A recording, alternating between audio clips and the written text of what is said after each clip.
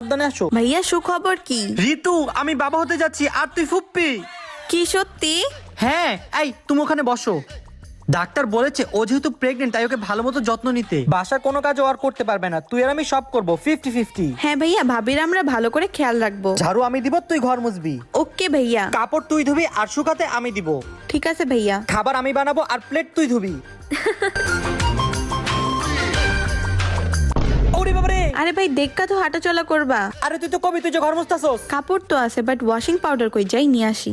মনে হয় ঋতু সব জামা কাপড় ধুয়ে ফেলছে, যাই জামা কাপড়গুলো শুকাতে দিয়ে আসি।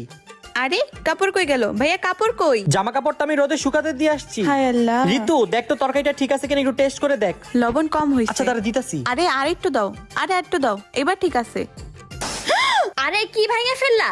আরে ঋতু প্লেট ভেঙে ফেলছে। আরে বাবা থামো, আমার বাচ্চা আস্তে আস্তে তোমরা পুরো বাসে ধ্বংস করে ফেলবা, তার থেকে ভালো আমি কাজ করি।